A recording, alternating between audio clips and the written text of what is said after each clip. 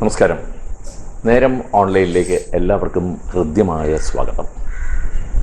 ഇന്ന് അതിഥിയായി എന്നോടൊപ്പം ഉള്ളത് വാസ്തുവിൻ്റെ കുലപതി എന്ന് നമുക്ക് ഒക്കെ അറിയാവുന്ന ഡോക്ടർ കെ മുരളീധരൻ സാറാണ്. സാറ് തിരുവിതാംകൂർ ദേവസ്വം ബോർഡിൻ്റെ സ്ഥപതിയാണ്. ഒപ്പം തന്നെ വാസ്തുശാസ്ത്ര വിജ്ഞാന പീഠത്തിൻ്റെ സ്ഥാപക പ്രസിഡൻ്റാണ് അദ്ദേഹം. സ്വാഗതം മുരളി സാർ. സാർ, ഇന്ന് ഏറ്റവും കൂടുതൽ ആളുകൾ ചൂഷണം ചെയ്യപ്പെടുന്ന ഒരു മേഖല എന്ന് പറഞ്ഞാൽ തീർച്ചയായും സാർ എന്നോട് സഹകരിക്കുമെന്ന് എനിക്കറിയാം. എന്നുവെച്ചാൽ ഇതിൻ്റെ എവിടെയെങ്കിലും ഒരു അല്പം അറിവ് സമ്പാദിച്ച് വെച്ചിട്ട്, ഇപ്പം സാറൊക്കെ പഠിപ്പിക്കുന്ന വിജ്ഞാനപീഠത്തിൽ നിന്ന് ഇറങ്ങുന്നവരല്ല ഞാൻ ഉദ്ദേശിക്കുന്നത്, അല്ലാതെയുള്ള കുറേ ആൾക്കാർ ഇത് എന്താണ് മുറിവൈദ്യം പോലെ ഇത് പഠിച്ചിട്ട് ഇറങ്ങുക, ആളുകളെ വഴിതെറ്റിക്കുക. അങ്ങനെയാണ് ഇന്നത്തെ ശാസ്ത്രത്തിൽ കണ്ടുവരുന്നത്.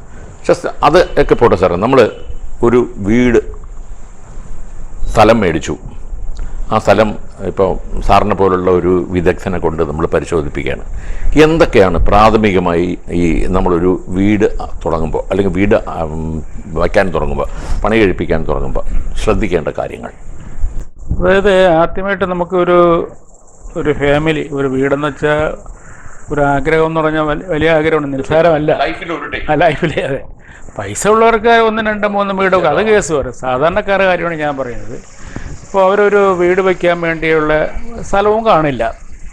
ഇപ്പോൾ ആദ്യമായിട്ട് ഒരു 3, 4 സെൻറ്റ്, 5 സെൻറ്റോ 6 സെൻറ്റോ ഒരു ഭൂമി എവിടെയെങ്കിലും നോക്കുമ്പോൾ അതും കൂടെ നമ്മൾ വ്യക്തമായിട്ട് നല്ലൊരു ഭവനം വയ്ക്കാൻ വേണ്ടി ഉത്തമമായ ഭൂമി ആയിരിക്കണം എന്നുള്ളതാണ് ഏറ്റവും പ്രധാനപ്പെട്ട കാര്യം.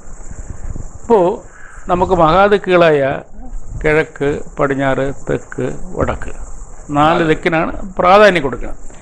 അപ്പോൾ ഈ നമുക്ക് വാങ്ങുന്ന ഭൂമി വിതുക്കെന്ന് പല ആൾക്കാർക്ക് മനസ്സില്ല എന്താണ്, സൂര്യൻ്റെ ദിശ കോണിലേക്ക് നിൽക്കുന്നത്. ഇപ്പോൾ കറക്റ്റ് അല്ലാതെ കോണിലേക്ക് നിൽക്കുന്നതാണ്. അപ്പോൾ നമുക്ക് ആദ്യകരമായിട്ട് 15 ഡിഗ്രി വരെ ചരിവ് വരാം.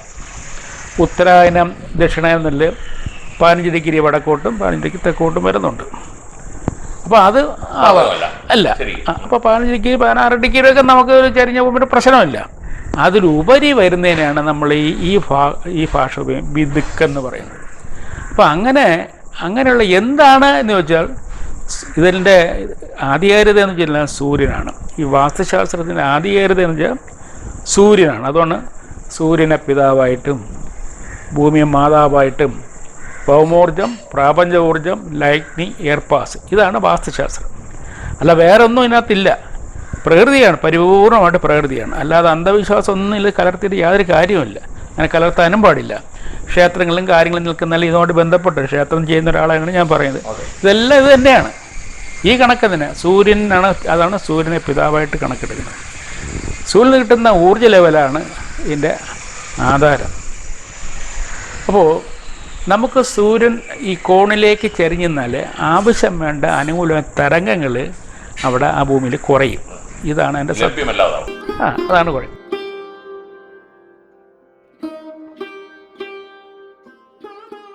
ഒരുപാട് സ്ഥലമുണ്ട്. പണ്ട് കാലത്തൊക്കെ നമുക്ക് എടുക്കുമ്പോൾ ഇത് നോക്കുന്നത് ശരിക്കും സൂര്യൻ്റെ ദിശ നോക്കിയിട്ട് പറമ്പ് ഇഷ്ടംപോലെ അടക്കയില്ലേ, അത് കൃത്യമായിട്ട് ചരിച്ചു വയ്ക്കുക.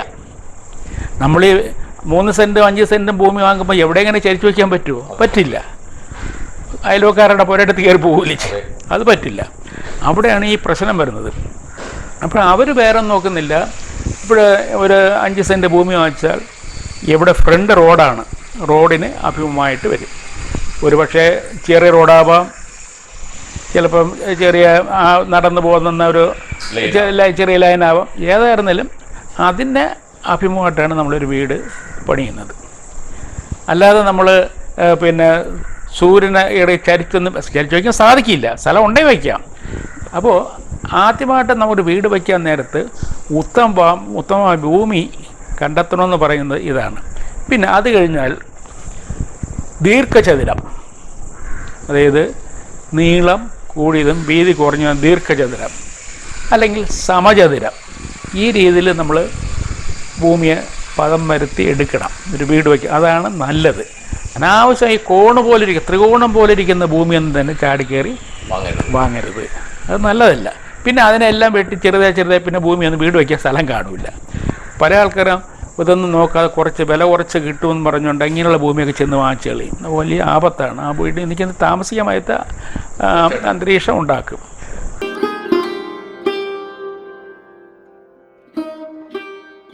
അപ്പോൾ പിന്നെ ഇതിൽ തന്നെ ദീർഘചതുരമായ ഭൂമിയാണോ നല്ലത്, സമചതുരമായ ഭൂമിയാണോ നല്ലതെന്നൊരു ക്വസ്റ്റ്യനുണ്ട്.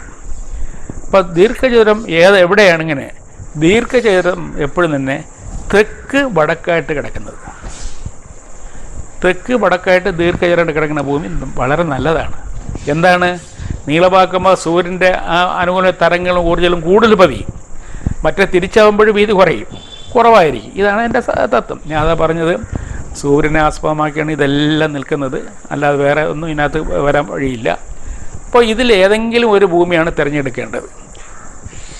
പിന്നെ ചരിവുകളുടെ കേസ് പറയും. തെക്കോട്ട് ചരിഞ്ഞ ഭൂമി അല്ലെങ്കിൽ പടിഞ്ഞാറോട്ട് ചരിഞ്ഞ ഭൂമി.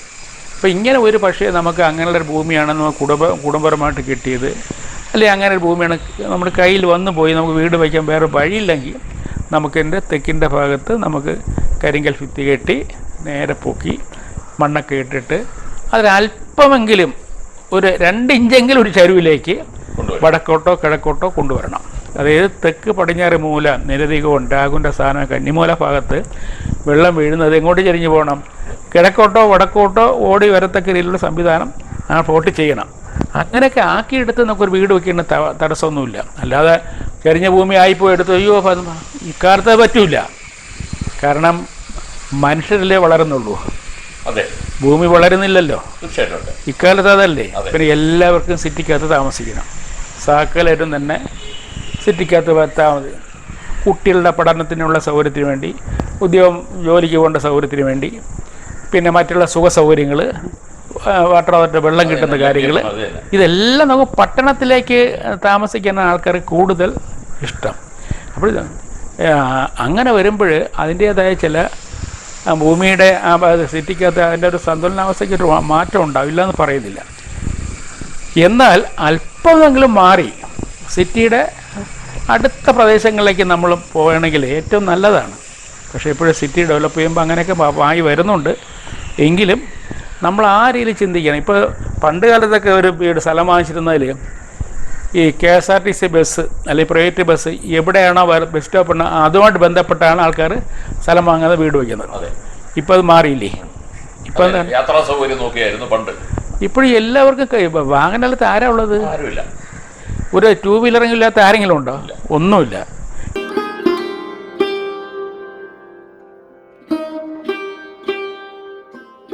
ഇപ്പോഴേ ഒരു വീട് വയ്ക്കുന്ന സാധാരണ ഇപ്പോൾ ഒരു വീട് വയ്ക്കുന്നതിൽ ഏറ്റവും മുൻതൂക്കം കൊടുക്കുന്നതാണ് വണ്ടി ഇടാനുള്ള സൗകര്യങ്ങളാണ്. അതെ, മുൻപ് ഒരു പ്ലാൻ ഡിസൈൻ ചെയ്യുമ്പോൾ ഇൻക്ലൂഡിങ് ഒരു കാർ പോർച്ച് നമുക്ക് വീടിനകത്തൂടെ ചെയ്യും. ഇപ്പം അത് മാറി. ഇപ്പം കാർ പോർച്ച് ഒരു വണ്ടിക്കല്ല 3-4 വണ്ടിക്ക് വേണം ഒരു ഫാമിലി. അപ്പോൾ അത് വീടിൻ്റെ പുറത്ത് പ്രത്യേകമായിട്ടാണ് നമ്മളത് സെപ്പറേറ്റ് ആയിട്ടൊരു പോർച്ച് ചെയ്യുന്നതാണ് ഇപ്പോഴത്തെ ഡിസൈൻ ചെയ്യുന്നത്. അപ്പോൾ ആർക്കിടെക്റ്റും എഞ്ചിനീയേഴ്സൊക്കെ ഡിസൈൻ ചെയ്യുമ്പം എൻ്റെ ഇടയിൽ ഒരുപാട് പ്ലാൻ വരാറുണ്ട്. ഇപ്പോൾ കിഴക്ക് ദർശനമായിട്ട് നിൽക്കുകയാണെങ്കിൽ തെക്ക് കിഴക്ക് ഭാഗത്തേക്ക് നമ്മൾ ചെയ്യും, പടിഞ്ഞാറ് ദർശനമാണ് വടക്ക് പടിഞ്ഞാറ് ഭാഗത്തേക്ക് ചെയ്യും. ഇപ്പോൾ ഈ രീതിയിലൊക്കെ അവർ ചെയ്യും. ഇപ്പോൾ സ്ഥലം വാങ്ങുമ്പോഴേ ആദ്യം ശ്രദ്ധിക്കുന്നത് വാഹനം കൊണ്ട് ഗേറ്റുണ്ടോ, വണ്ടി അകത്ത് കയറ്റിയിടാൻ പറ്റുമോ, ആ ഭൂമിക്ക് വിലയുള്ളൂ.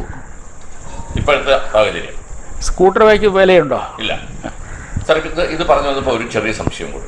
ഇപ്പോൾ ഒരു വീട് പണിതു സാർ, ഈ പറഞ്ഞ ഒരു ചെറിയ സംവിധാനത്തിൽ ഒരു വീട് പണിതു. പക്ഷെ പണിത് കഴിഞ്ഞപ്പോൾ ഈ വീടിൻ്റെ കന്നിമൂല ഭാഗത്താണ് കാർ ഷെഡ് വന്നാൽ, കാർ ഷെഡിൻ്റെ സ്ഥലം അവിടെ ഉള്ളൂ, എന്ത് ചെയ്യും സാർ?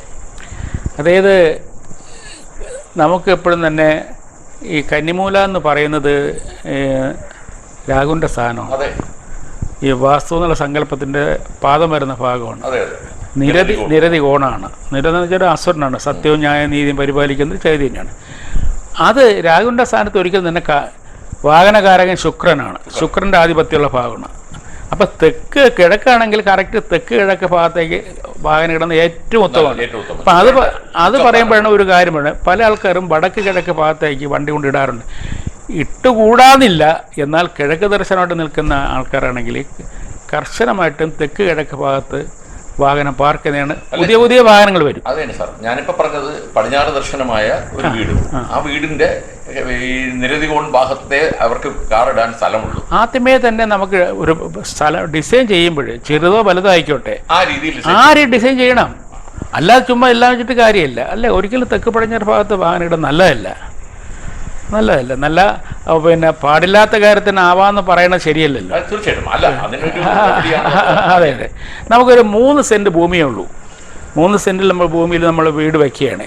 ആദ്യം തന്നെ പ്ലാൻ വരയ്ക്കുമ്പോൾ തന്നെ നമുക്ക് ഈ വടക്ക് പടിഞ്ഞാറ് ഭാഗത്ത് വണ്ടി ഒരു വണ്ടി ഇടത്തൊക്കെ ഒരു സംവിധാനം ചെയ്ത് തന്നെ പോകണം. കന്നിമൂല ഭാഗത്ത് വണ്ടി കൊണ്ടിടുന്നത് നല്ല. പിന്നെ വാഹനം ഇടുന്നതിൽ ചില കാര്യമുണ്ട്. വാഹനത്തിൻ്റെ ഇല്ല അതൊക്കെ പറഞ്ഞു. ഇപ്പോൾ വാഹനം ഒന്നുകിൽ അതിൻ്റെ രാത്രി പകൽ കൊണ്ടിടുന്നതിൽ കാര്യമല്ല, രാത്രി കാലങ്ങളിൽ ഇടുമ്പോൾ ഈ വാഹനത്തിൻ്റെ ഫ്രണ്ട് വശം അത് ഒന്നുകിൽ കിഴക്കോട്ടായിരിക്കണം, അല്ലെങ്കിൽ വടക്കോട്ടായിരിക്കണം, അല്ലെങ്കിൽ പടിഞ്ഞാറോട്ടായിരിക്കും. ഏത് അതിൻ്റെ ഫ്രണ്ട് വശം നോക്കി നിൽക്കുന്നത്. തെക്കോട്ട് നോക്കിക്കൊണ്ടിടരുത്. രാത്രി കാലത്ത് കിടക്കുന്നതാണ് സ്റ്റേ ചെയ്യുന്നത്. പകൽ വണ്ടി എടുത്ത് ഇഷ്ടംപോലെ എടുത്തുകൊണ്ട് പോകാം. അങ്ങനെ ഒരു പരിപാലിക്കുന്നത് അത് ഏറ്റവും നല്ലതാണ്. അപ്പോൾ നമുക്ക് ഒരു കാര്യം ഇതിനകത്ത് ഉള്ളത്, ഉചിതമായ, അതായത് എല്ലാ ഐശ്വര്യങ്ങളിലും ഉള്ള ഒരു സ്ഥലം നമ്മൾ തിരഞ്ഞു പിടിച്ച് എടുത്തിരുന്നാൽ പിന്നെ നമുക്കതിൽ പ്ലാൻ ഉണ്ടാക്കുന്നതാണ്. ഇപ്പോൾ ഒരു പ്ലാൻ ചർച്ച തന്നെ വേണം. ഒരു ഫാമിലി ആയിട്ടിരുന്നുകൊണ്ട് നമ്മുടെ എസ്റ്റിമേറ്റ് അല്ല, ഫണ്ട് ഇത്രയല്ലേ ഉള്ളൂ. ഒരു ലോൺ എടുക്കാതിരിക്കും, മറ്റായിരിക്കും. എനിക്കിപ്പോൾ ഒരു ഉദാഹരണം, എനിക്കൊരു 30-40 ലക്ഷം രൂപയേ ഉള്ളൂ. അപ്പോൾ കടമൊക്കെ വാങ്ങിച്ച ഒരു ലാൻഡ് നേരത്തെ വാങ്ങിച്ചെന്ന് നോക്കിക്കോട്ടെ. അല്ലെങ്കിൽ 30 ലക്ഷം രൂപയ്ക്കകത്ത് എനിക്ക് ചെറിയൊരു വീടുണ്ടാക്കണം. അമിതമായിട്ടൊരു പ്ലാനോ ആഗ്രഹം ഉണ്ടാവില്ല അത്. പക്ഷേ അതിനനുസരിച്ചൊരു പ്ലാനാണ് വരയ്ക്കേണ്ടത്. അമിതമായ കടം വാങ്ങിച്ചൊക്കെ ഒരു വീട് കയറിക്ക് താമസിച്ചിരുന്നാൽ വീട്ടിൽ ഓപ്പൺ ചെയ്ത് വീട്ടിൽ താമസിച്ച് മനസ്സമാനില്ലാത്ത അന്തരീക്ഷം വരും. കടക്കാർ വന്ന് കയറുമ്പോൾ മനസ്സമാനില്ലാത്ത അന്തരീക്ഷം വരും. അതുകൊണ്ട് എപ്പോഴും തന്നെ പ്ലാൻ നമ്മൾ വളരെ ഒരു കൂട്ടായിട്ടുള്ള തീരുമാനമായിരിക്കണം. അത് പ്ലാൻ ചർച്ച ചെയ്യുമ്പോൾ ഒരു ആർക്കിടെക്റ്റോ അല്ലെങ്കിൽ ഒരു പ്ലാൻ വരയ്ക്കുന്ന എഞ്ചിനീയറോ അവരെ വിളിച്ചിട്ട് എനിക്ക് 2 ബെഡ്റൂം വേണം, വലിയ ഹാളൊന്നും വേണ്ട, ഇന്ന സൗകര്യങ്ങളാണ്, പൂജാമുറിയായിട്ട് എടുക്കാൻ സ്ഥലമില്ല, സ്റ്റാൻഡ് വെച്ച് വിളക്കെത്തിച്ചാൽ മതി. അതൊക്കെ ചില ആൾക്കാർ വളരെ സൗമ്യമായിട്ടൊക്കെയുള്ള കാര്യങ്ങളൊക്കെ പറഞ്ഞ് അങ്ങനെയൊക്കെ വീട് വയ്ക്കുന്നത്. സമ്പത്തുണ്ടെങ്കിൽ എല്ലാം ആവാം. ഇപ്പോൾ പല അറിയാം, വടക്ക് കിഴക്കേ മൂലഭാഗത്ത് ഈശാന കോണിൽ പൂജാമുറി വരുന്ന ഏറ്റവും ഉത്തമം വേഴമണ്ഡലം കൂടെയാണ്. അപ്പോൾ അവിടെ അല്ലെങ്കിൽ കിഴക്കിൻ്റെ ഇതര ഭാഗങ്ങളിൽ വരുന്നത് ഏറ്റവും നല്ലതാണ്. പക്ഷേ നമുക്ക് ചില പ്ലാനിൽ അങ്ങനെ ചെയ്യാൻ സാധിക്കാത്ത അവസ്ഥ വരും. അപ്പോൾ അങ്ങനെ വരുമ്പോൾ വീടിൻ്റെ ഗ്രഹാന്തരീക്ഷത്തിനനുസരണമായിട്ട് വീടിൻ്റെ ഗ്രഹാന്തരീക്ഷം എന്ന് പറഞ്ഞാൽ വീടിൻ്റെ ആ സൗകര്യങ്ങൾ കണക്കാക്കി നമുക്ക് പൂജാമുറി വരാം. പൂജാമുറി ഇല്ലെങ്കിൽ ഒരു സ്റ്റാൻഡ് വെച്ച് നമുക്ക് വിളക്കെടുത്തേണ്ട എല്ലാ സൗകര്യങ്ങളും ചെയ്യാം. ഇനി നമുക്ക് കൂടുതൽ കാര്യം അടുത്ത എപ്പിസോഡിൽ